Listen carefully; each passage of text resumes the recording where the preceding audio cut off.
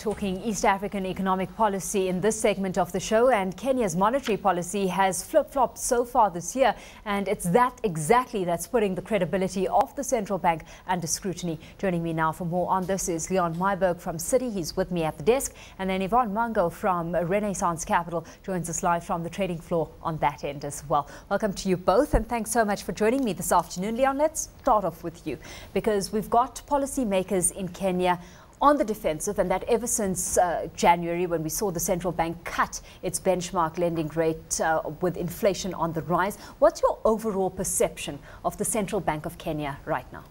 Well, certainly, you know, they haven't done themselves huge favours with how they've made the policy decisions. And the reality is the central bank, even though it has an inflation mandate, you know, has really been talking the language of a central bank that's focused on economic activity and not on inflation. So we've seen a number of policy decisions which may not be viewed as very consistent with the legislative mandate of targeting inflation, you know, at or below 5%, and often talking about needing to get growth stimulated. And this unfortunately I think is sort of the root cause of, you know, the problem that the central bank has, because while inflation has been increasing, and it's increased sharply, not just simply because of food or petrol as they sometimes say, but we've seen practically all measures of inflation increase.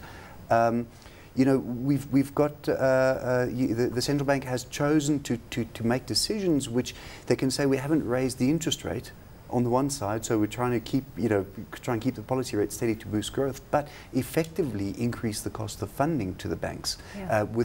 And sort of doing it in a sort of enigmatic or opaque way to sort of hide the fact of what they're actually doing. And I think that's sort of been where a lot of the problem has been, and created the root cause of the uncertainty in the policy. Absolutely. Well, we'll be delving into some of the changes that have been initiated in just a bit. Before we do, Yvonne, let's bring you in here, because a question that's got to be asked is, does this place the central bank governor's position at risk with his stewardship in question right now, bearing in mind that his tenure was only recently renewed? Well, I think the biggest concern has been the uncertainty and the lack of a consistent message coming out of the central bank. I think that's why you've seen the Treasury step in and point out that monetary policy seems off track, and which led to the discussions, which led to the revision in terms of how they're calculating the discount window rate. So on the back of that, we've seen subsiding of that rate at the discount window. However, I think it's so uncertain at this point in time what their primary objective is. As Leon mentioned earlier, inflation seems to have taken a backseat, despite the fact that it continues to accelerate. It's up to 16.7% as of August. In the middle or the first half of the year, they expressed concern about the depreciation pressures on the shilling. However, it seems credit growth also seems to be something they're trying to contain and conserve. So the uncertainty surrounding what exactly they're trying to achieve, the tools they're trying to achieve that objective with, is something that, yes, as a market we're having to contend with. Leon, let me pose a question to you. Central bank governor and his position, does it stand at risk? I don't think so. You know, as you pointed out, he's just been reappointed. Mm-hmm. I don't think he's done himself any favours with the way in which recent policy decisions have been made, and you know, hence the public pronouncement by the Minister of Finance on the issue, which is quite unusual, you know, for the Minister of Finance to sort of step into the realm of monetary policy. You know, so, but I don't think it endangers his position in the short term. Not that I would. Okay, so let's take a look at this move, because what's been implemented is a change in the way it calculates the rate at its discount window used to lend to banks in emergencies. It's already seen rates move to 19.8% from 31.4%. Sustainability of that recalculation or endeavour, I mean, you know, it's immediately brought into question, because one has got to ask the question, are we just playing with numbers at this stage? Just how viable a mechanism is this? The mechanism that they've introduced, effectively, for all intents and purposes, I mean, we could try and explain the actual mechanism to the viewers, but we probably lose most people halfway, you know, as we try and explain this, because effectively the mechanism has got two unknown factors in which the central bank doesn't publish. So for all intents and purposes, the current discount window rate has become a discretionary rate set by the central bank. Because if they don't like where the moving average has gone, they can adjust the weighting factor and vice versa. So what it means, and it's the point that Yvonne was alluding to, is that we've got this big uncertainty. We actually don't really know where rates are going. We don't really know what they want to achieve.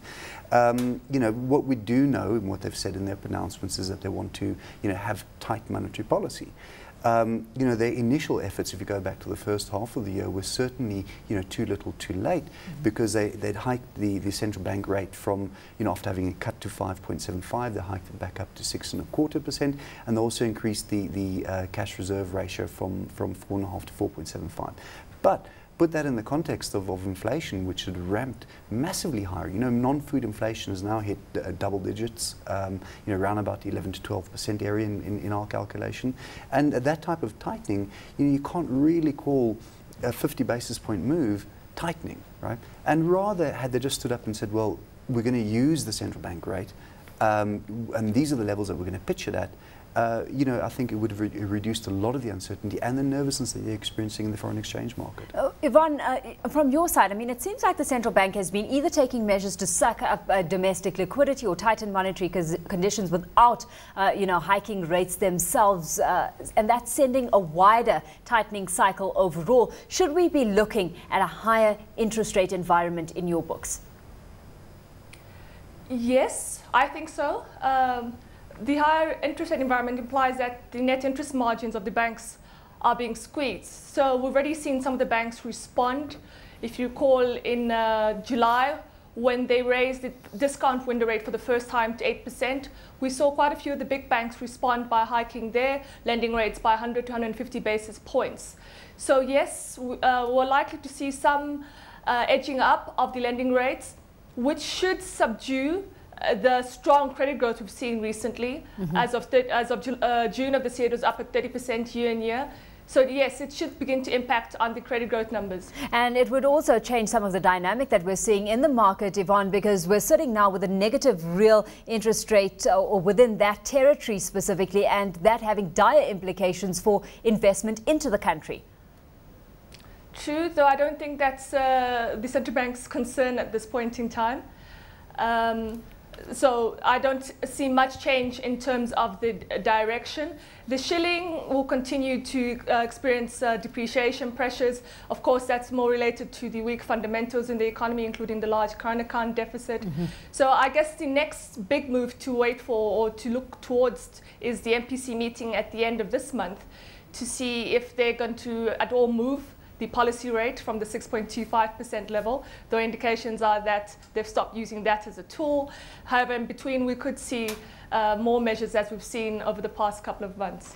Of course, Leon, we've had Yvonne highlighting there that it's more so a result of fundamentals than outflow of investment or lack of investment into Kenya that we're seeing that weaker shilling coming to the fore. How are you looking at that shilling? Should we see intervention? Of course, it's in a global context where intervention from any central bank has been questioned, in terms of what it actually achieves as a mechanism. Yeah, look, I'm certainly concerned, because what we saw is a continued deterioration in the current account, and that has added pressure, particularly in the first half of the year as the drought kicked in and we saw demand for oil come in. But what the central bank was doing, the underlying motive in a lot of these decisions, because we've spoken about the rates, but we haven't mentioned about the restrictions that they placed on accessing the discount window, right? And particularly, banks aren't allowed to borrow in the discount window if they're on lending interbank, which is not such a big issue, but they also said, if you want to borrow from us, we're going to look at your FX trading activity to see whether you're eligible, to get financing. Now, the net result at the moment is that the banks will now feel the need that they need to accumulate liquidity on their balance sheets because they cannot rely on the discount window as a lender of the last resort, because the central bank holds a discretion whether they say no.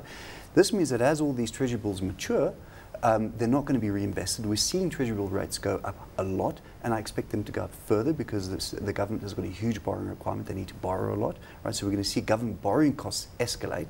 And then secondly, the commercial banks are going to hang on to the shillings so to allow them the freedom to be able to trade in the foreign exchange market. Now this creates, it sort of reduces it sort of disintermediates ultimately the central bank, makes the discount window less effective once they've hoarded the liquidity, and we're seeing, the auctions not being well subscribed.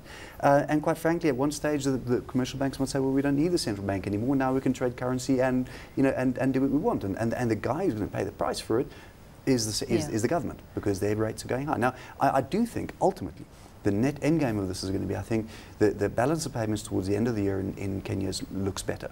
We're going to see higher interest rates over the next month or two, and this means that as we approach the end of the year, I think Kenya may be a very attractive interest rate investment opportunity.